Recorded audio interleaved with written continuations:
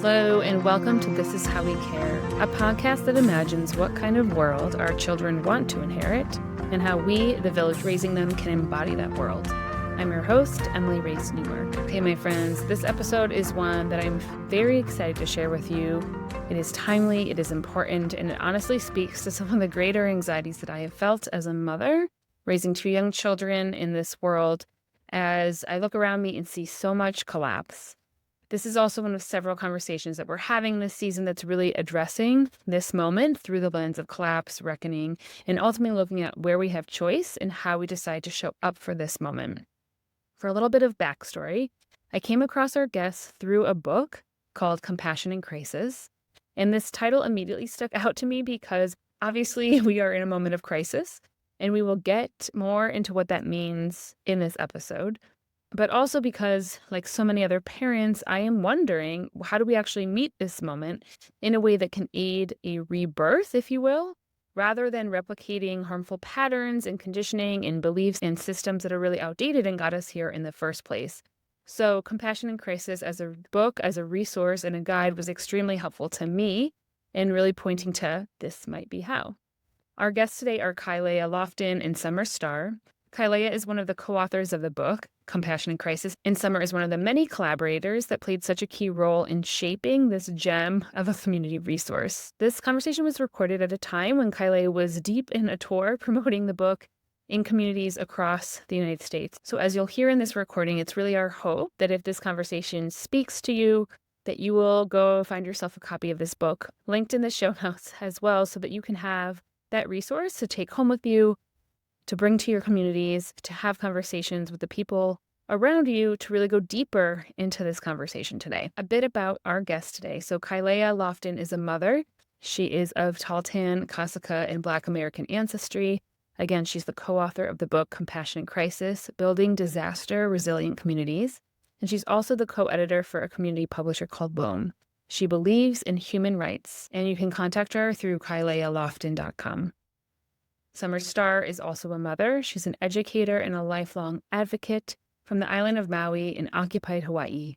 She holds a master's in Indigenous politics from the University of Hawaii at Manoa and a master's of environmental law and policy from Vermont Law School. The last thing I want to name before we jump into this interview is that there were a couple touch points of the conversation that, at least for me, were challenging at times to hear. And also as a host, thinking about the different types of people that might be listening to this conversation, I really felt like this might be hard for someone else to hear too. And I just wanted to name that this podcast is really aimed at having honest conversations, right? And with that, bringing in different perspectives, some that we may agree with really easily, some that we may feel more challenged with.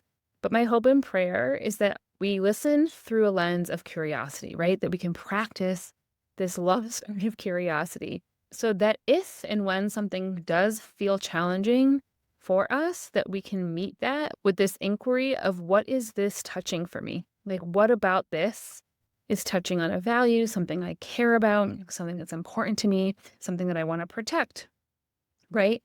In this practice of curiosity, I believe is actually what can serve us collectively in coming so much closer to realizing our own personal sovereignty and personal power as it connects to the collective, to the ecosystems, the people, the more than humankin, the living world that we are a part of. So with that, you may find this conversation to be extremely challenging. You may find it to be one that you're just nodding along to the whole time. Wherever you sit on this spectrum, just know that this conversation, along with all of the ones we have in this show, are meant to invite curiosity, to inspire possibility, and to really help us shift from just focusing on a place of there's nothing I can do, this is just the way it is, to I see where I have a role to play here, and I am empowered and excited to play a part in shifting the narrative for generations to come.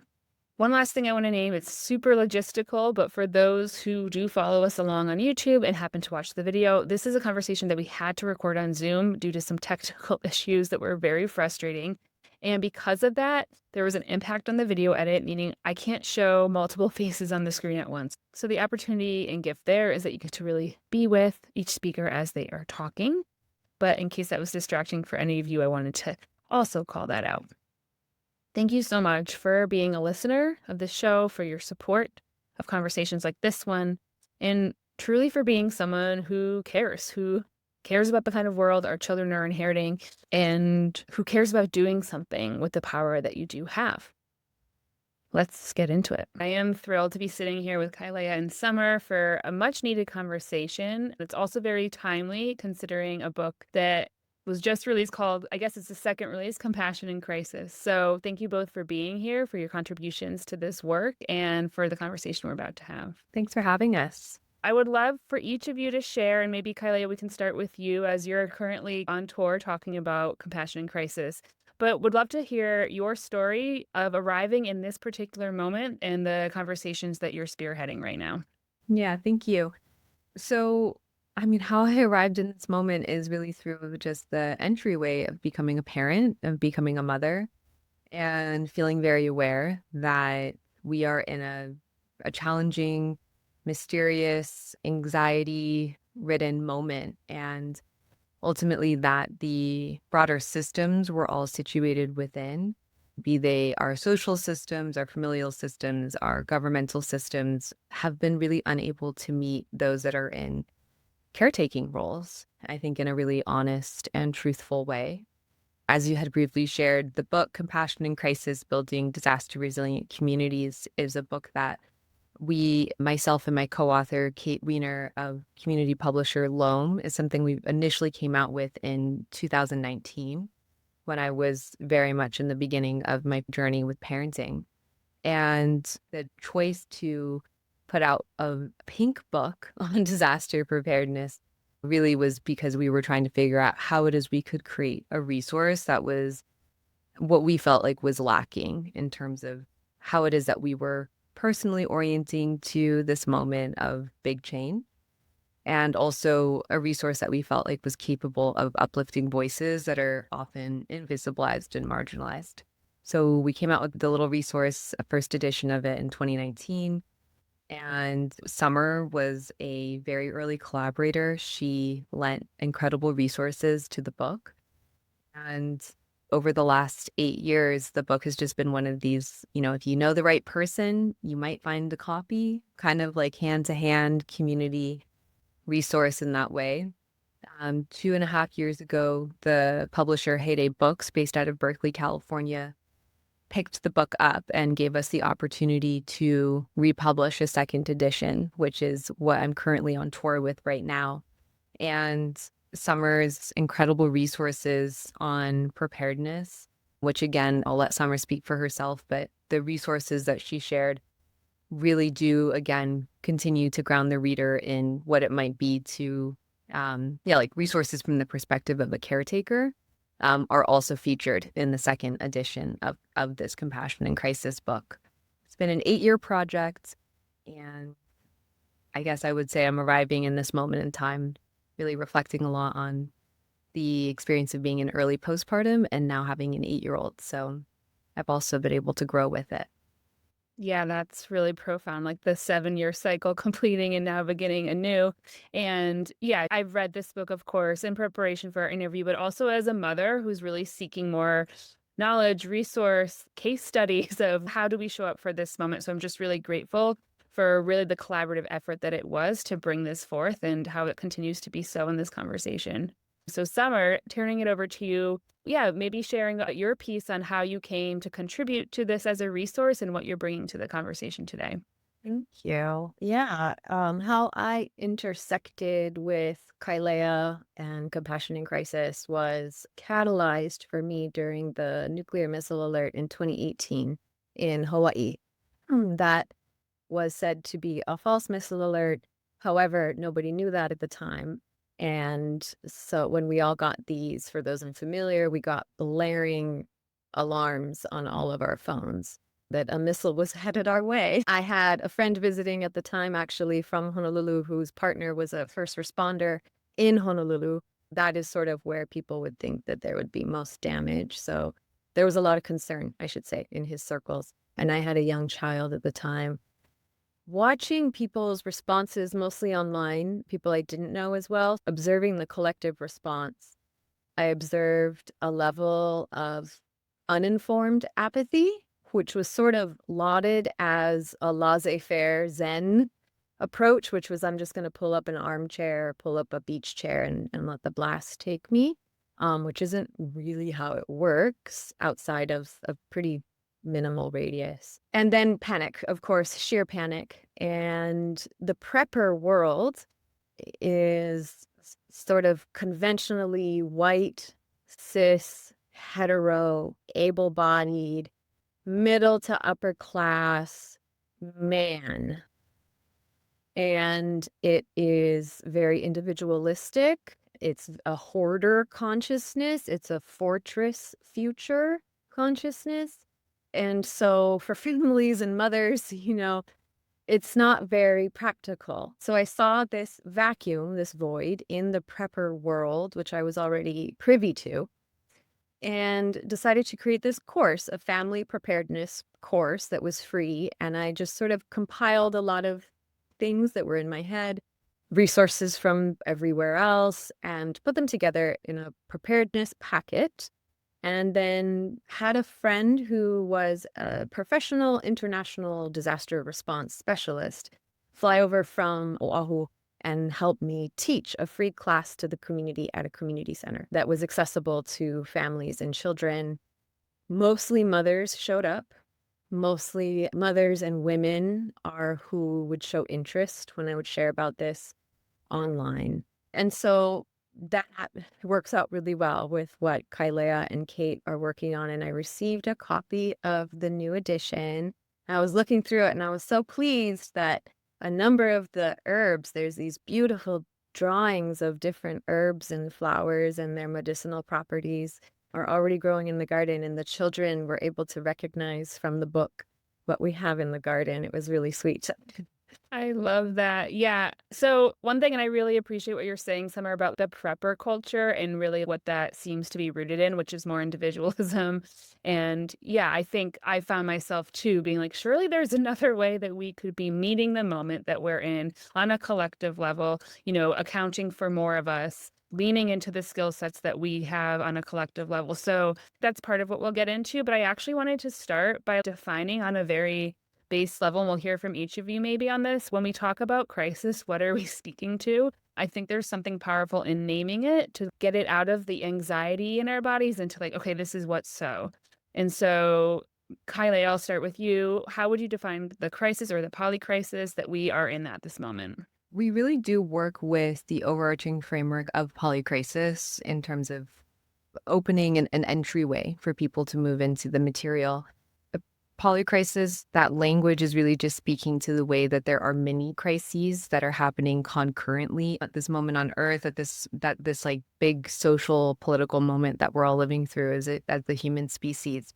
I think that so often people are really oriented towards this idea of preparing for one thing, but we all know that we actually live in an interconnected reality, and especially right now, it's always more than one thing. So just naming that for us, it's important to help people, I think, try to understand that it's not just preparing maybe for evacuation. It's also considering the bigger political crises. So these big attacks that a lot of our community members are facing and under, that all contributes to our experience of how we might be trying to attempt to just do some prep for evacuation, for instance. So yeah, it's an understanding that there's concurrent crises and they're amplifying each other.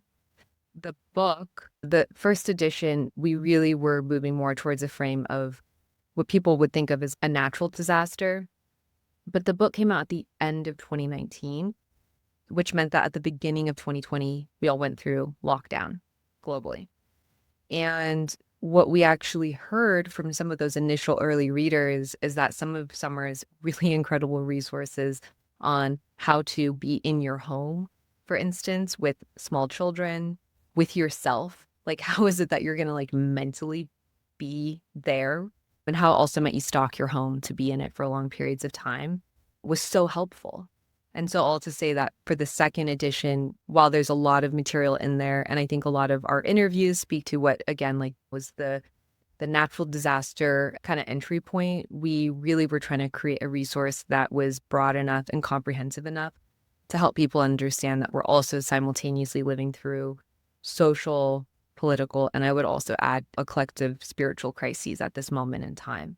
So, all to say, it's a multifaceted resource.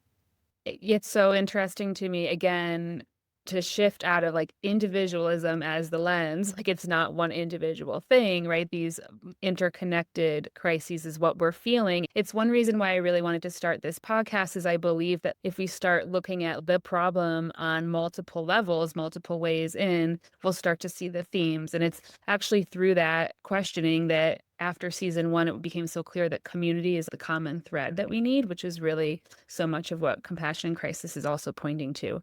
So Summer, I would love to hear your take on the polycrisis, or that what you would define as this crisis that we are speaking to. Thank you. Kailea defined the polycrisis and contextualized it really well. In terms of disaster, something that I would talk about when I was talking to people specifically about disaster preparedness is I would remind them that disaster could be a financial disaster, a medical disaster, a family disaster. It's not necessarily a natural hazard like earthquakes, tsunamis, storms that result in disaster. And so 2020 was a perfect example of this. And being a single mother, I was limited in how I could move to the grocery store, how I chose to move to the grocery store or not. And while I am blessed with a family, it's also difficult to put so much onto only a select amount of individuals in your life, right? And I found myself reaching into my disaster preparedness pantry. And so I was storm supply. So we get lots of hurricanes where I'm from, which is Maui. And so I have a hurricane supply of food, and I tapped into it during 2020. And that was the first time for me that I had tapped into my backup supply because I needed it, not because I was refreshing it. So that was enlightening. And I wanted to talk about how, when Kailea said it, shifting from preparing for one thing. I think those of us who grew up in geographical spaces where things like electricity or running water aren't necessarily going to be there, clean running water isn't necessarily going to be there in more rural locations. We have a life that is oriented toward accommodating that, allowing us to remain comfortable when the power goes out for 8 hours or 8 days. And so in some ways, that is what has made me drawn to preparedness and teaching others about preparedness, even though I still feel like a novice, because it was required for a sort of more rural lifestyle. And so, again, not preparing for a single event, but more reorienting your life to something that's going to sustain a variety of events. Okay, so reorienting your life, there's like a sustainability in that. It's actually like a complete, what I hear in that, a complete reorientation to what life looks like, not just like, I'm just going to prepare for this one-off thing when it happens. And so that to me is like so much of painting the picture for what is the future that we're stepping into. And when we think about parents listening to this, caregivers listening to this, who are looking at the future generations that we are helping to raise, and we're thinking about what are we giving them as a legacy, so much of this conversation for me is about being honest about where we're at, globally right now, and even in our local communities. And like, how can we prepare them? What is that reorientation that we are modeling and teaching them and learning from them? Even maybe they are teachers in some ways. So yeah, it's a big question, but I'm curious, maybe Summer, you could pick up from where you left off. Like, what does that reorientation really look like? It's interesting. There was a snippet of an interview from my Hanai Tutu, so like an adopted grandparent, that I found again during 2020. And she is talking about growing up on the east side of Maui in an area called Kailua. And I was interviewing her in 5th grade for like a 5th grade project on like a tape cassette, And I was like, what did you guys do for fun out there, And she's like, oh, well, we didn't do much. If we wanted to go to the movies, we'd have to go to Paia. And we didn't leave the house much. I was like, oh, did you guys have a car? And she's like, oh, my brother had one, but she didn't have any need to leave the house. She was just happy where she was out on the east side, and they had a whole annual routine of like taking care of different hollow patches down at the ocean and then coming back up to the mountain. And it struck me particularly during 2020 because so many of us were just at home trying to create these little like wonderlands as best we could because we couldn't really go anywhere, those of us with young children. And so reviewing that audio, it just like landed it in my body where I was like, I am making myself so vulnerable to disease, to financial crumble, to stress, to unwanted push and pull just by relying on the external in order to feel satisfied day to day. So what this looks like as a mother is like, what happens when there's no park, there's no climbing gym, there's no pool, there's no social thing that generally costs money, if not to attend the space, the jumping gym, it costs money to get there, and you're exposing yourself biologically. But now I'm cooped up inside with kids that want to go do this thing that's been their whole reality, the only place they can go crazy and feel free and happy. And now I'm withholding that from, and so it's like, how do I orient everything such that they are genuinely satisfied living a safe life in safe spaces, right? This is during COVID when things were really kind of spooky for people, right? We weren't isolated, but things got a lot smaller and things got a lot simpler. Smaller in the sense of like how many connections were going out. And so as a parent, that's what that meant. As an individual, right? So let's say 2020 aside, pandemic aside, I dropped my kids off at school and I'm like, being a mom is hard and I just need to feel better about myself. And I'm going to go to the cafe and get a little latte and maybe I'll run into someone I know and I'll chat with them and I'll feel human again. But then I relied on that. And then I was like, okay, I can drive the kids to school if I get my little latte and human social interactions after, which while it's nice to see certain people, it's like, I'm only seeing people who are available at 8:30 a.m. to buy a $6 coffee at a niche cafe, right? I'm not seeing working class people, right? So, but then I get my little social fill and then that somehow makes me feel complete. We're getting in the sort of weeds here, but it's something that's been rattling around in my head. And as Kailea knows, I haven't been on social media for some months. Motherhood is the monastery. Motherhood is the monastery. And I think that is applicable when it comes to resource scarcity and global insecurity. If one can view motherhood as an opportunity to be in monastery, in monastic communion with life, that too provides safety from XYZ disaster, right? Yeah, there is so much in what you said that I would love to go into more, but I think really what I'm hearing there, right, is like within this reorientation, I kind of want to bring it to that point around like our comfort so much has come from consumerism, from buying things, from like you're saying, external validation, like seeking outside of ourselves. So really on that spiritual crisis level, like this is, I kind of want to maybe lob that over to you, Kailea, to build on. But yeah, I can see that that's really part of this opportunity as well. What would you add, Kailea? I love that so much. And so much of Summer's and our conversation over the last years continues to be oriented in this direction. It's a great meeting point that we have. I'm so grateful for you. Kate and I, my co-author, we both we were in a program called the Spiritual Ecology Fellowship. We did it back-to-back years, so we weren't in the same cohort together, but it was through us both going through this program that actually brought us into very close collaboration and friendship ultimately together. And so all to say that our base foundation point as collaborators in terms of any of the work that we publish at Loam, this body of work, Compassion in Crisis, the foundation continues to be a real meeting place of understanding that this bigger crisis, polycrisis that we're oriented in, stems from a major spiritual crisis, a lack of a conversation that one holds with oneself. There's a vacuum space there. We speak to it really, I think it's like right at the very beginning in the introduction, we share this text, this project, and what it is we're trying to offer people to walk with us is really back towards an understanding of a conversation with the bigger self.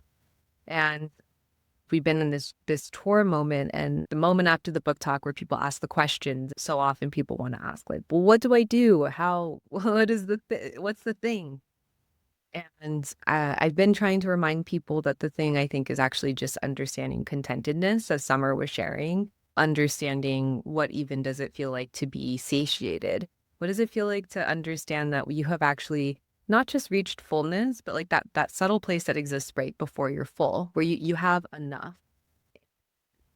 We do live in a moment right now where we are, I think, especially as parents, continuously oriented towards scarcity. I think about like those baby lists that people put together for like all of the items that they want to get. There's just so much consumerism that has really gotten in the way of understanding that we actually don't need as much as we think we do. And Summer, I love that you brought up the interview. I grew up on the east side of Maui, and so I was like laughing and thinking about this dear person of yours growing up just like a few valleys over from where I grew up. I grew up off the grid. I always tell people it felt kind of like I grew up in the 1940s because it was so off the grid and such a homemade system. But I went to public school. I was like very much within modern world, which was the 90s then. But at home, it was really simple and really slow. And we were constantly having to monitor how much water we had because we were on rainwater catchment, how much sun there had been because we were on like a truly like ancient little system that my dad had put together in order for us to have light. And so just to say that there was a constant understanding of ourselves in relationship to our bigger earth system. And, it was like I grew up with like a sink where the water was a trickle, always. It was never more than a trickle because we always were conserving water. And how I really did feel as a child that I had enough. And there was this funny thing where people would come to visit us. And throughout the years, we continued to receive feedback from like other parents or other kids that people felt sorry for us. And it was such a bizarre dynamic because I remember thinking, I feel sorry for them because I felt so aware of what it was that I was being gifted. I mean, of course, when I was a teenager, I was like, I just want reception. Like any teenager out there, is always railing against what is their home life. But even as a teenager, I felt aware that I was being offered a completely different orientation to what it means to be a human. And I was just sharing with Kate a few days ago, the very first time that I went back to the continent. I was born in California. We moved out to the island when I was a year and a half. The very first time I went back to the continent, I was 12 years old. I'd never been in a city. I'd never really seen billboards. I really didn't understand like a freeway system. I had never stayed in a place where you could walk to a grocery store. And my 12th birthday, the big highlight was that I got one-on-one time with my mom because there was a lot of us kids. And all we did was we were staying in a neighborhood. It was a huge deal. We just walked to the grocery store. And I remember thinking, wow, this is like peak. I can't even express how excited I am to go and pick out some fruit. We grew up with obviously tropical fruit. I hadn't ever had that experience of getting to pick out like a fresh strawberry or a fresh plum. All to say that when I consider like the incredible simplicity of like what brought me joy as a child, it was so much oriented around the container I think that my parents offered us, which was honestly just like, we have water because water fell from the sky. That's what you're going to drink. You're not going to get the soda. There's no juice. Oh, you're bored? We really just don't care. Please go outside. Like it was, it was a really, really quality 1990s / 1940s situation. But so many of us just, I think at this point in time have not experienced that. And I think we're really seeing what it looks like when there's a vacuum within so many of us.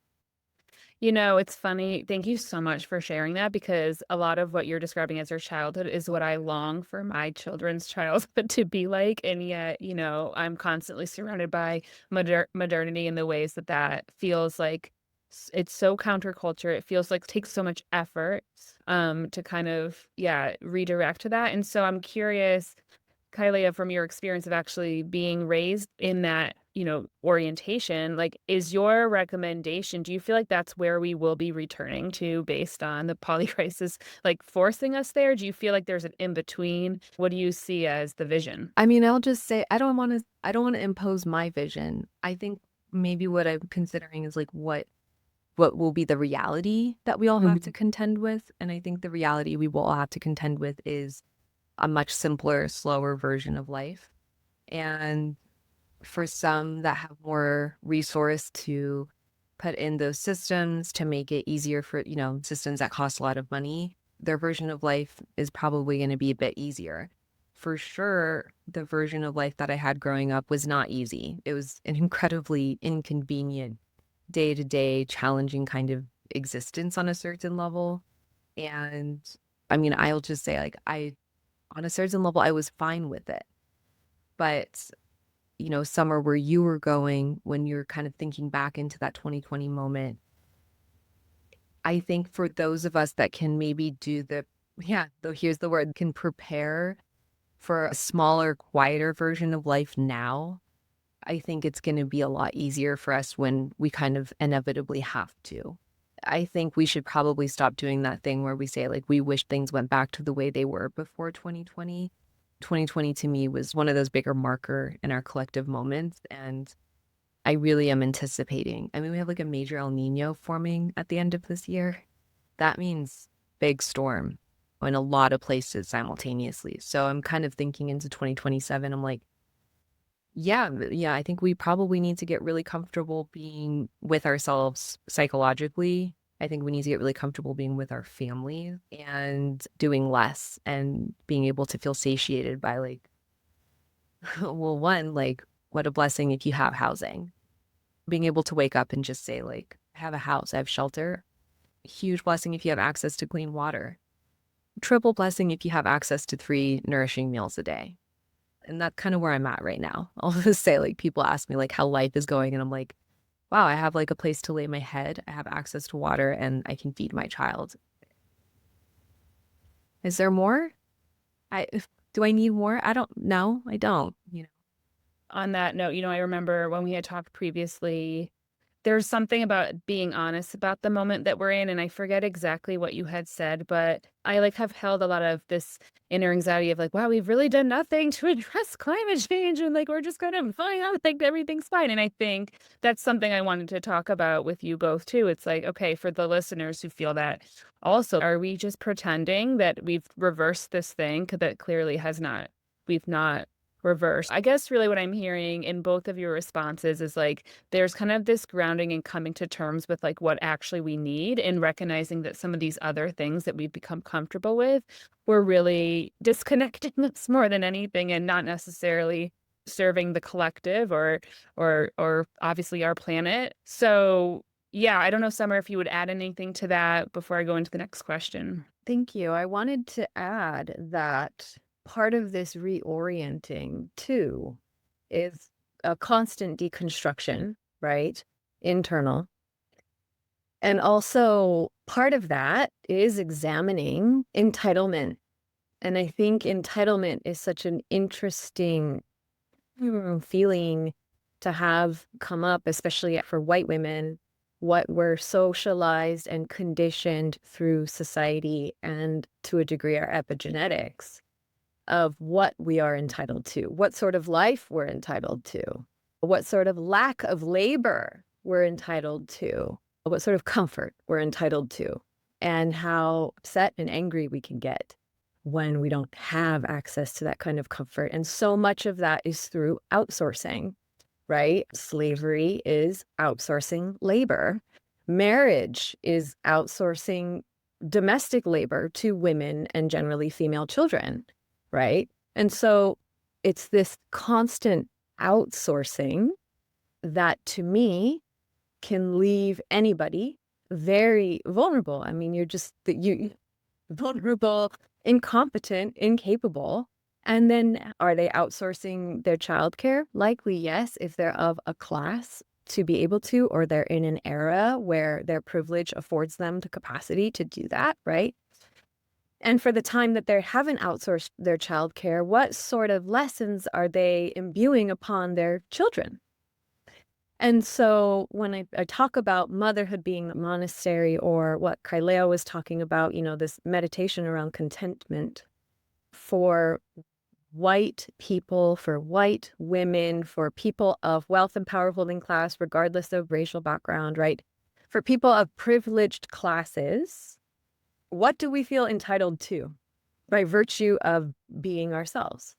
I feel that every human being is entitled to housing and clean water and shelter and safety.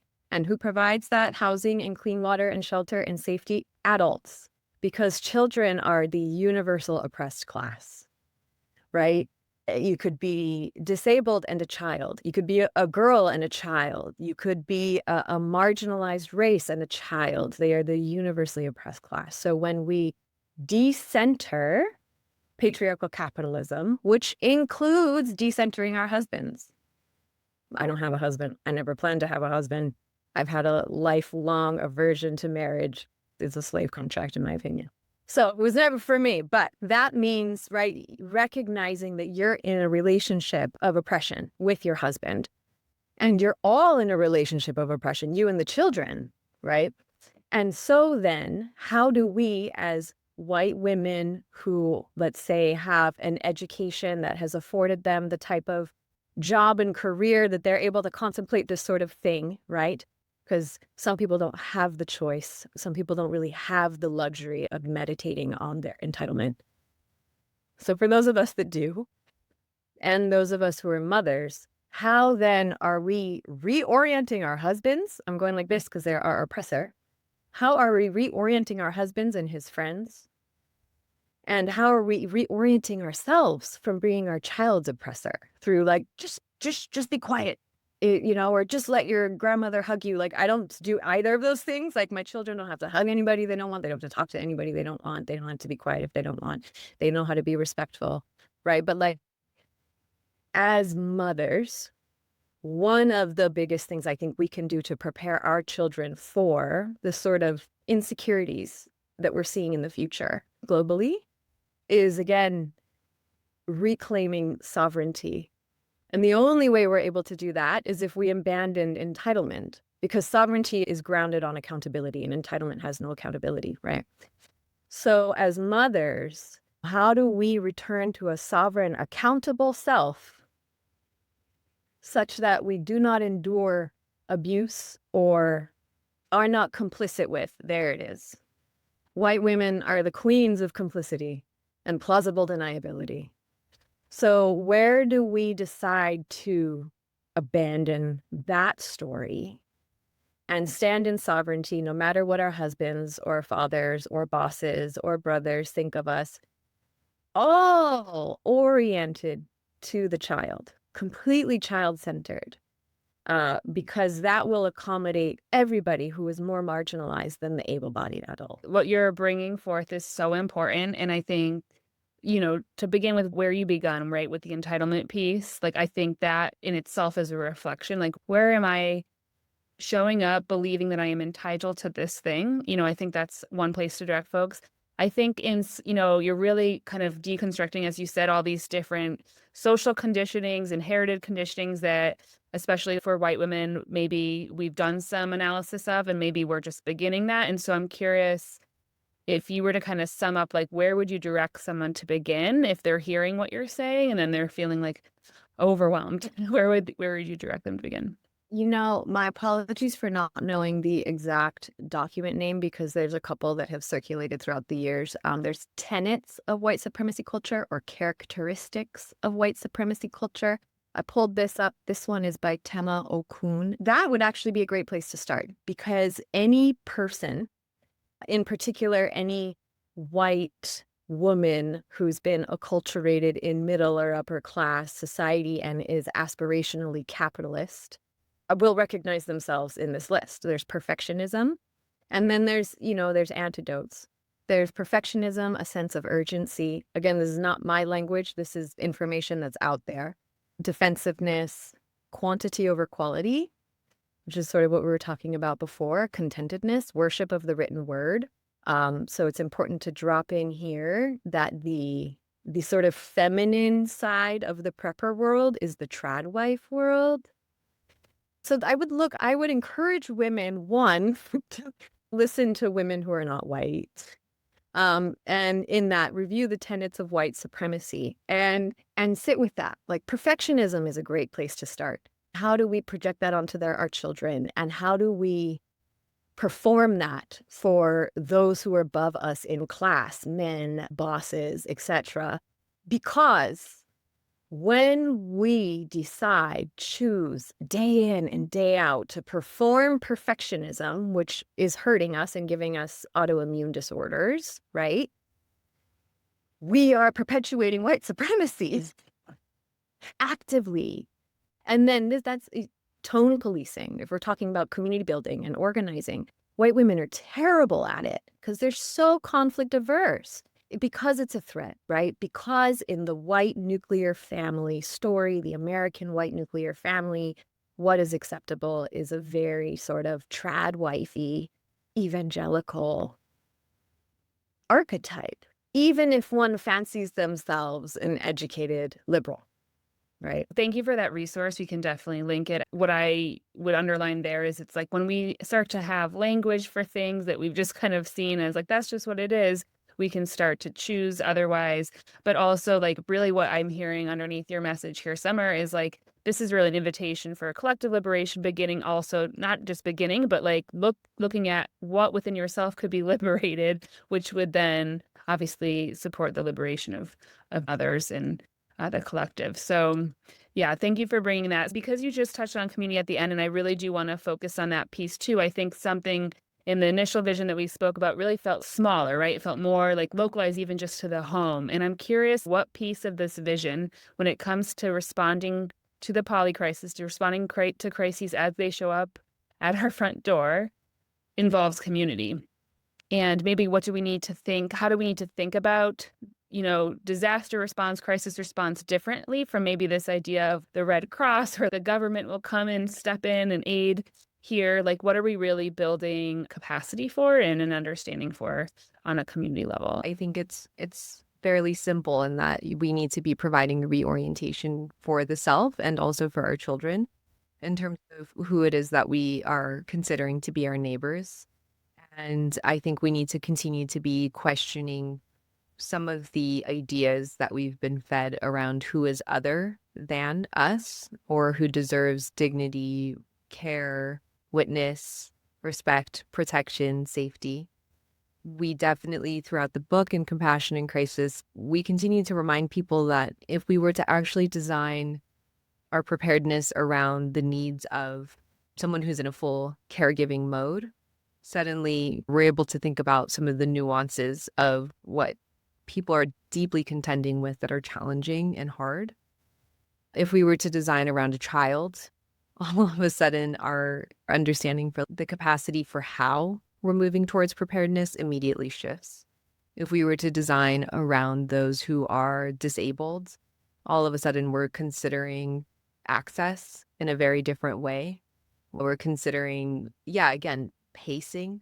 If we were to design around people who English is not their first language, we're all of a sudden having to consider how it is that we provide translation. If we were to be designing around our other than human kin, all of a sudden your perspective and awareness around who is your neighbor and who you're accountable to completely changes. Then you're thinking about fence lines, you're thinking about shelters, you're thinking about like the true weight and cost of having to evacuate with animals. You're thinking about what it means for animals to lose an entire ecosystem.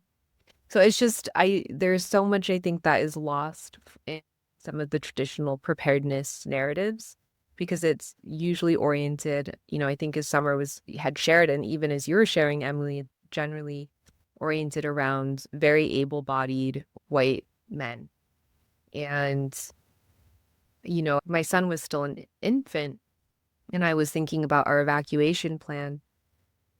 I was thinking, okay, how long could I swim in the river by my house with an infant? Like, how would I physically be able to keep him afloat and myself afloat, I started also considering like, how long could I bike for with an infant strapped to like my chest or my back? It's just the orientation that the reality, the majority of us, because so many of us are actually in active caregiving roles, all of a sudden the reality is that uh, we're having to really contextualize our how. And I would say maybe just that there's been a lot of misses. And so Kate and I, Summer, and so many of the other contributors, many people are mutual aid, frontline, community-based organizers. What it is that we're hearing from those that we've interviewed, those who we've included their resources in the book, and also just from our own experiences, is really just that there's so much opportunity to feel, I think, enriched, to feel belonging if we were to approach our community organizing and our preparedness based on widening our expanse of who we're actually caring for. Yeah, and can I just ask you to even like drill down a little bit more in that, in the sense that it's so beautiful what you just painted as a picture of like the questions we may be thinking about and the way we might design. Like I think that's such a beautiful mapping of, oh, this is what it might look like. But then I'm inspired, right, to be like, so now what does it look like with my community to have these conversations? And I'm curious if you have any thoughts there from what you've seen or have heard from other leaders. How might that look as a practice that someone might want to take on? Sure. We tried to make it really easy for you all. The book is very instructive and very much as a resource lends itself toward to bringing people together. So there's a lot of, I would say, just ideas around this is how you might actually invite people to come together and how you might invite people to come together, how you might spend your time, the question that you might sit with, the design process that you might move into together. The book itself, there's 3 sections. That first section with the interviews, at the end of every interview with a community organizer, there's a list of prompts and questions that if the reader was to go through every single one of those, by the end, you would have a really clear idea of not just only like where you live, but the geography and the terrain that you would be designing around, with, and for. You would have, I think, real clarity around an understanding of what is actually already happening where you live. We continue to remind people that not in all, but the reality is that in most communities, there is actually local organizing. There is actual mutual aid networks that do exist. Some of them are more maybe like public and solidified in some kind of a way, but most of us are consistently thinking about how it is that we care for each other in big and small ways. And so we continue to remind people to, especially if you're like just starting something, to really listen in first and get really curious about where you already live. And then if there's already a project that exists, I mean, more often than not, what these projects, organizations, groups of people are looking for is just more buy-in, more hands. Instead of like I think we always want to do that thing where we like start something new and it's shiny and cute. I think instead it's just like, what can we show up for that's already here? The middle portion of the book, Resources for Resilience, where we introduce the readers to 10 commonly found plants and also, the incredible potential that exists through maybe having a bird watching or bird language practice, which is just like being able to start to understand, again, the other than human kin that are around you and how it is that they're in conversation and providing signaling to each other.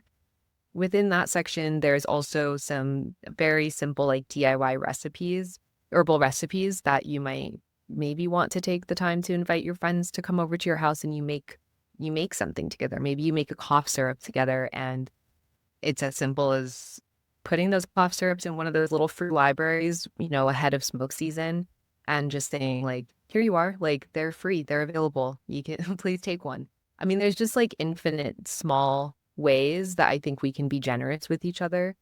Yesterday, we're in Boulder right now, Boulder, Colorado. We had an event with Amelia Hopp, the executive director of Emergency Legal Responders, and they provide advocacy and directive and support regarding disaster legal rights.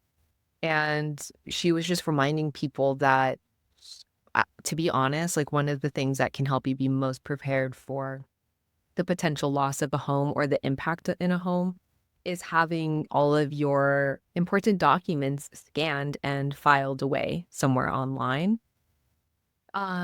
And taking the time to like video your home and take account of what actually is within your home. Like these are really simple things that anyone can do right now. And she talked about hurricane parties and, Summer and I grew up, I think, both, participating in hurricane parties. But also just to say, like, you can also have a party where you go to the person's house that has the printer and the scanner and you spend time scanning your important documents together and share a meal. Like, it doesn't have to be big and fancy. There's a lot of simple ways I think we can start the conversation and also start the preparedness work together in a way that feels accessible, not out of reach. And even just to build off that last example, it's like, okay, there's this like body doubling, like, let's just do this together. And like, it will create like the momentum to get it done. And yeah, and then start building towards that sense of collective preparedness. Okay, so Summer, the question was your take on what the role of community in this new orientation and in meeting the polycrisis that we're in. Like, what would be your vision there, or what you see as possible? Yeah, sure. As much as the word community is used, it really is needed. And I think that for me, the definition of a community member, well, for me, there's a comrade and then there's a community member. Comrades are people that I'm going to share intel with.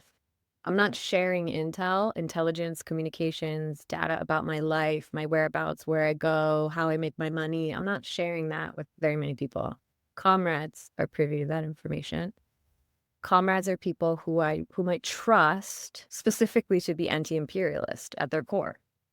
Because then foundationally, we have a solidarity. And the solidarity is deeper, higher than the individual. Right? Without that deep, I call it anti-imperialist, right? If we want to go to the spiritual rift within us, the spiritual rift within white women, I go back to Irish and Scottish Celtic lineage. So I've been fighting the church's imperialism for a really long time. Like, I have no tolerance. I have no tolerance for it. So there are very few people who have not succumbed to the brainwashing of religious authoritarianism anywhere. Because we could go India to America. It doesn't even matter if it's an Abrahamic faith. So somebody has to be deeply anti-authoritarian, deeply anti-imperialist in order to be a comrade. And so those are the people that I would actually do the sorts of community organizing, the more practical matters of like a response. However, community is, we don't get to choose that. Like, we can choose communities. We can choose to give more of our attention. We can choose to give our body, meaning we'll show up to your party, in person. We can choose communities, but we already have a community, from, like Kailea was saying, from all the non-human kin around us to the waters and rivers and winds and people and neighbors. I mean, we already have a community. We don't get to choose it. And I mean, you can. Coming from Maui, there's a lot of people who chose to leave their communities of origin. And while I absolutely understand why sometimes people absolutely for their safety have to leave their communities of origin, there was a line from Ram Dass once, who, in my opinion, was one of the few non-corrupt leaders. But Ram Dass said, if you think you're enlightened, spend a week with your family. And that hits coming from Maui, because people come here and they charge $3,333 for a workshop on like your divine masculine and feminine, but like, or they fancy themselves a champion of mutual aid and community building, but they are nowhere near the community of their origin. The lands and forests and waters and beaches and roads and communities of their origin. They don't even talk about them. I don't even know where they're from. But they are, as white women, taking the purse strings of the nonprofit industrial complex because they haven't checked their entitlement. They haven't checked their internal aversion to conflict. And so they've quite literally left the roost to come tell a whole bunch of other people what to do and how to spend their money. Like, that's what I've seen in the wake of disaster, personally. I'm not saying you need to be in a hometown if you're queer and that's a threat to your life, right? Like, there are exceptions. However, I got a little bit distracted because it upsets me.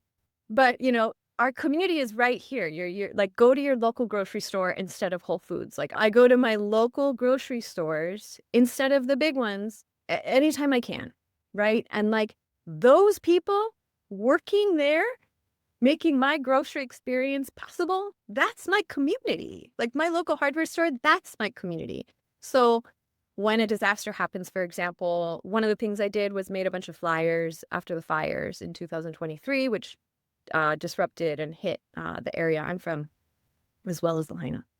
I created really informational flyers for people about water and where their water was safe, and went and gave it out to a bunch of those watering holes that we know that real working class community members go through. I mean, when white women in the nonprofit industrial complex talk about community, I don't see a lot of working class people. I don't see a lot of divergent people from a very specific archetypal wealth and power holding class bourgeoisie norm. And those people don't even know how to hold court for community. So there's no community being built. There's just the performance of community, which is still in service to capitalism. Anyway, that's how I feel about it. I think what you're getting at, Summer, and really come up, and the truth of it is that community, like family, is truly inconvenient, and it does not actually equal people who you necessarily enjoy.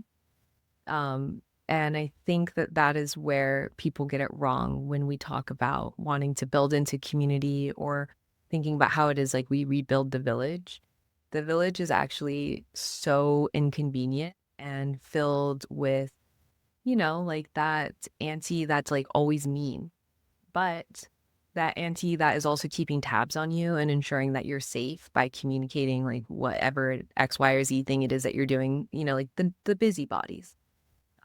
And I think that we have to get a lot more comfortable with letting people into our home space and into a sense of proximity and intimacy with us that are not necessarily our most favorite people all the time. And I think that that's where there's been some confusion, because I think about like growing up on the island and the way that I felt very like regulated by a lot of the adults that were around. And many of them I would not say were like they were not nice, but we all understood and knew each other. And there is a real kind of, I think, just like a mutual understanding of this is what it means to live close to people.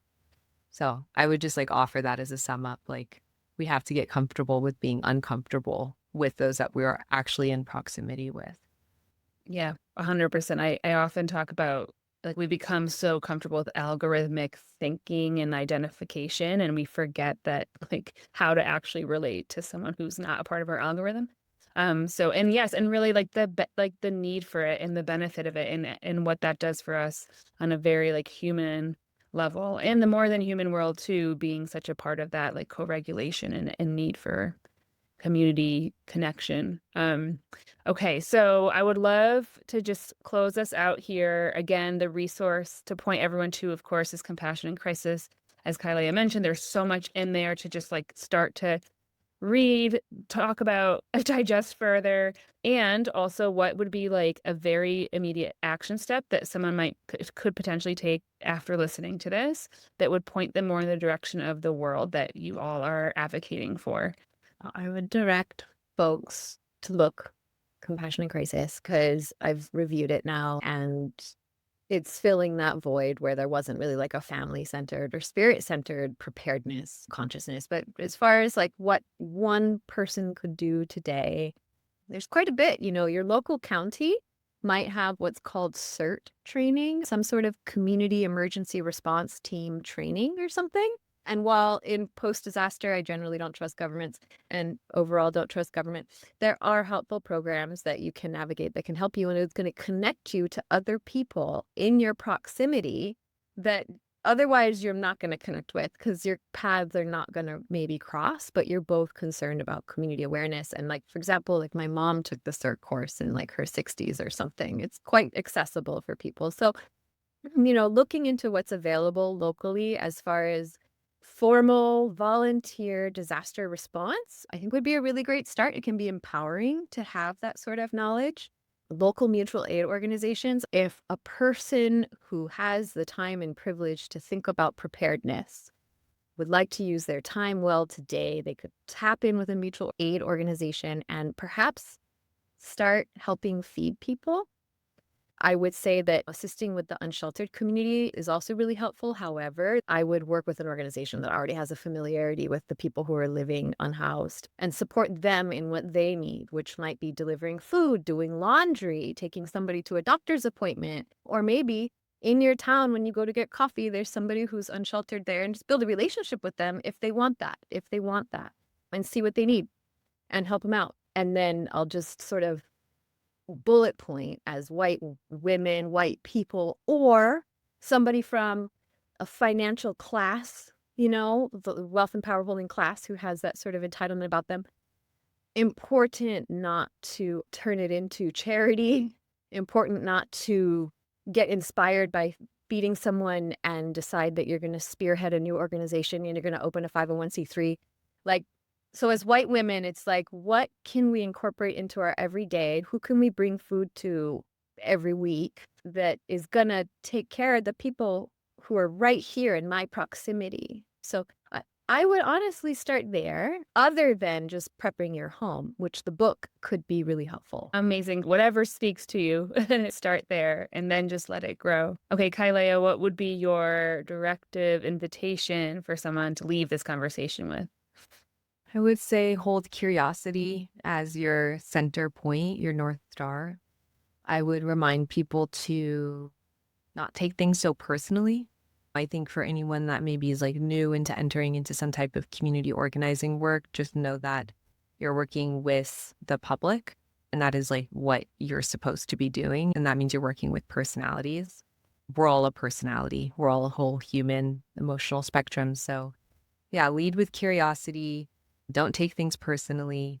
And then I would just offer that a bit of my origin story is that I was really politicized through entering the local food movement. And it's really kind of amazing as I think back to all of what that opened for me by getting really interested in local farmers and really curious about how my food got to me and where I was choosing to access food and at what times of years. I think about that entry point, what led into my 20s and the beginning of my 30s, really being invested in the policy and advocacy spaces and still a lot of organizing. But there was a big, I did that big spectrum. I'm landed back again at food. As Summer said, we need to feed people. And I think about it's the most tangible thing that I could do right now. It's probably just ensuring that more people are fed every day. So a farmer's market, as cheesy as that sounds, is a great way to understand lay of the land. And volunteering at a local farm is a great way to start to understand where your water is coming from and what constitutes your soil. And from there, you are off to the races. Can I offer a pretty cool anecdote about farmers markets really quick? The Double Your Down EBT program, I don't know if you're familiar, but if you have food stamps, sometimes you can double your down. You get twice as much locally grown veggies for the same amount of money. That program was inspired. There's a woman here who runs one of the many farmers markets, and she was telling me once that in the 60s and 70s, she was working in Chicago with the Black Panthers, delivering food to underserviced families of in any racial background. So Black families, white families, and they would go and deliver groceries. And so she was a part of that. And then she was on a call all these decades later, farmers market call. And the founder of the Double Your Bucks program told his origin story. And he was a child of two young professors in Chicago, and the Black Panthers would show up to his apartment and deliver groceries. And he knew how important that was. So he grows up, and now we have this Double Your Bucks program, which helps food stamps recipients eat more locally grown fresh food. So I love that story and how the work continues. Yeah. Amazing. Yeah, thank you for adding that. So again, of course, in our show notes, we'll link all of these resources mentioned in the book so you can support the work that Kailea and Summer are both advocating for here, and also have that resource in your home and in your community. Be the one that brings it to your community. Thank you both so much for your time. I'm really, really grateful for this conversation, and hopefully it opened up a lot for folks to not just think about, but actually embody in their lives. So I appreciate you both so much. Hello, it's Emily here. Thank you again for listening to this conversation. If it sparks something alive within you, I highly recommend that you get a copy of the book, Compassion in Crisis. Again, that is linked in our show notes. And if you want to get to know either or both of our speakers a bit more, you can check out their websites, again, linked in the show notes. Thank you so much for being a listener of This Is How We Care. As always, your support of this podcast means the world. Ways to support this show include sharing this episode with the people that you care about, leaving us a review, following along on social media, and subscribing wherever you listen to or watch podcasts. When I say that, that's not just an empty ask. It really is about getting this podcast and all of the messages within it, the visions that are shared here, in front of as many eyes and ears as possible. Because the more and more people that are starting to align on the possibility to direct their resources towards organizations and people who are creating positive change, the more that we get to see and experience the world that we wish our children will inherit. So thank you for all of the ways that you are a part of this movement. Until next time.